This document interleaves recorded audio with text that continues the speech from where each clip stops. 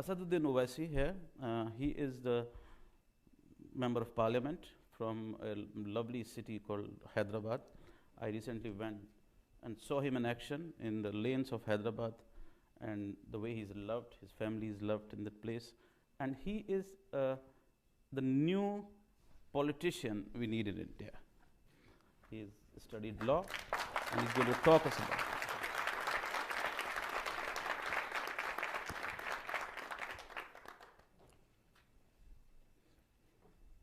Thank you. I have been told to speak on politics. Let me so let me start with the crass reality of Indian politics. That is, you should come out of this false assumption that India has two national parties. India has only one national party.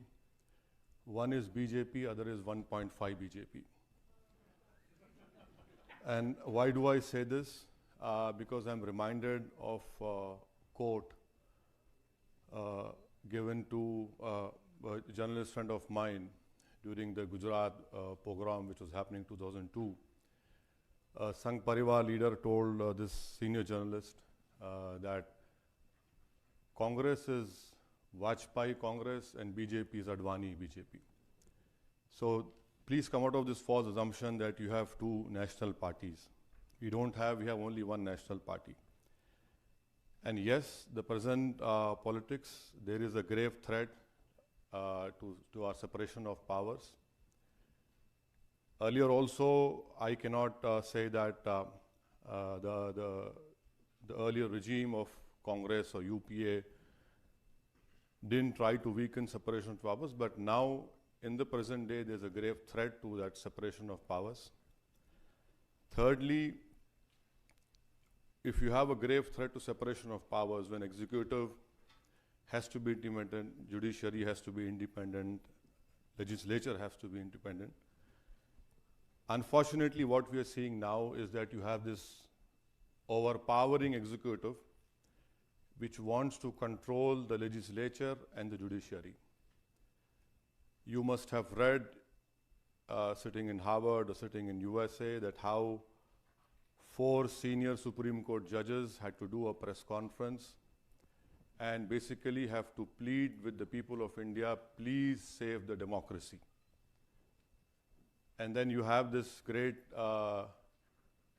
scientific development which has taken place, that whenever a government wants to get a decision in their favor, they have developed this art of maybe, I'm sure even Lord Denning would have been surprised that you give something in an envelope and give it to the honorable judge, and the judge accepts whatever is written in that envelope. So there is a grave threat. I am not demeaning the judiciary, because in the light of what happened in a recent case, whereon it was proven wrong, there is a grave threat to a separation of powers because of present day politics practiced by the ruling party. Fourth, there has been always a cartelization of power, and you have this particular groups, the dominant upper caste Hindu groups, who have always been in power, whether it is BJP or Congress, and there are numerous examples which I can give. Fifth point is, because of this cartelization of power, the present day Indian politics is not what XYZ can deliver in terms of justice, in terms of fraternity, in terms of liberty, in terms of equality, which our forefathers had enshrined this in our preamble. But now the race is who can be a bigger Hindu. So if you are a bigger Hindu, you are definitely going to get a constitutional post. That is the reality of the present day Indian politics. Why do I say that? Because recently in Madhya Pradesh, 3 Muslim youths were arrested for an alleged crime of cow slaughter. You have a requisite law for that particular offense, alleged offense, but National Security Act was imposed on those 3 youths. Now, I do not know that an alleged cow slaughter is a national security issue. But you have what I said, a 1.5 BJP in power. That is why they had used NSA over there. So then you have a seventh point. You have these dominant caste groups, whether Patels, Gujars, or Marathas, who want reservations. Now this is where the real fun begins.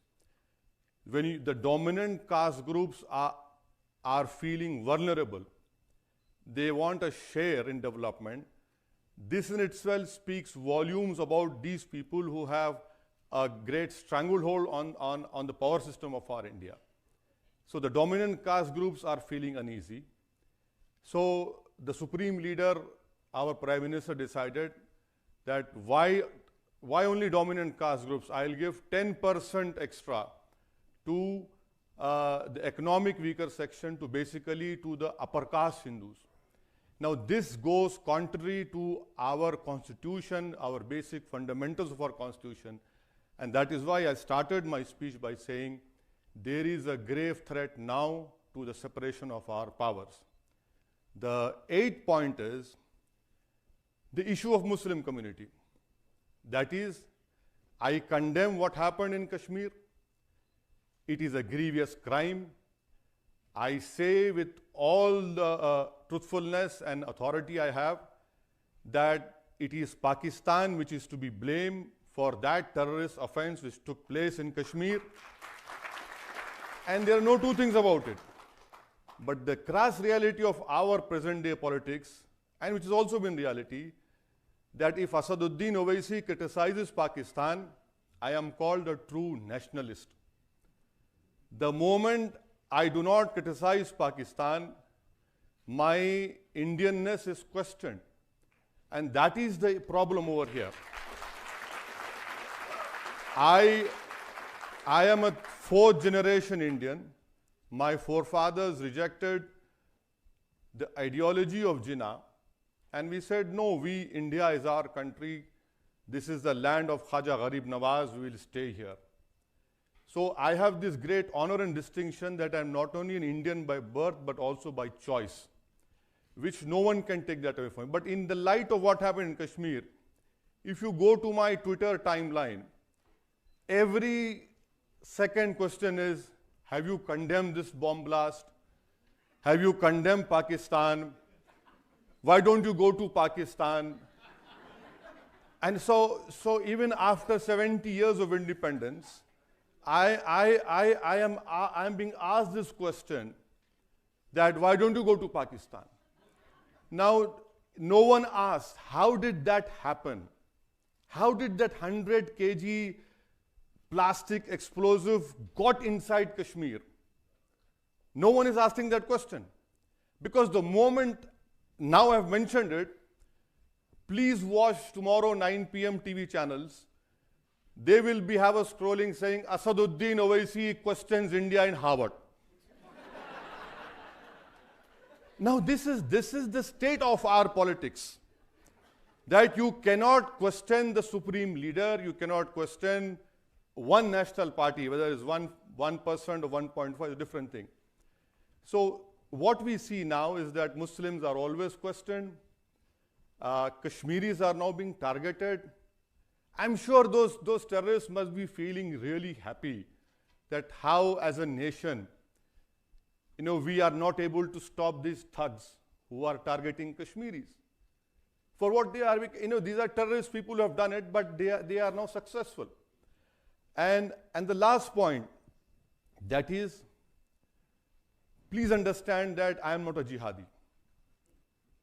I have taken oath on the Constitution of India. My whole fight is for constitutional rights. My whole dream is to realize what Baba Sahib Ambedkar had given these tools to us: equality, fraternity, liberty, justice, the fundamental rights. This is what I aspire for. What I aspire for is Article 39A, that is equal distribution of wealth. Wealth cannot lie in the hands of few people.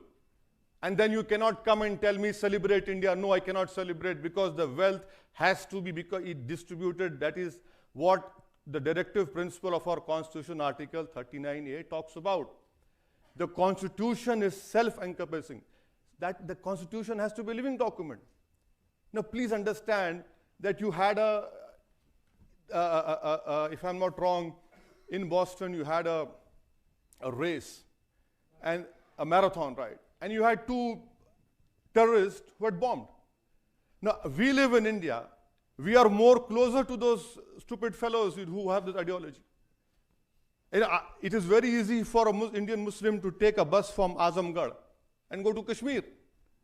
But in last 70 years, you have only 25 cases where Indian Muslims went and joined the jihad. You have people from US who have gone and joined ISIS. You have people from Great Britain, from all those so-called developed democracies. But you have only confirmed cases of 29 Indian Muslims who have gone and joined ISIS. And out of that, 20 who were not from India but who were studying abroad. So my whole issue is that the politics that is being practiced right now in India, and also before also, but it is now more into your face, is that how bigger Hindu you are, and that guarantees you electoral success. That is the crass reality of our, unfortunately, of our democracy. Come election, parliament election, you will see more of this. The citizenship bill was a great example of what I have just told you. Another example which I can say with Rahul Gandhi being called the Janyodharu Hindu. Now for me, who is not part of the Savarna system, where do I go? So I am in a limbo state, because Shri Rahul Gandhi is a Janyodharu Hindu, Shri Narendra Modi is a Hindu nationalist. Now I believe in Indian nationalism, which is inclusive, because this is what the Constitution wants each and every Indian to be: an Indian nationalist, not to be a Muslim nationalist, not to be a Hindu nationalist.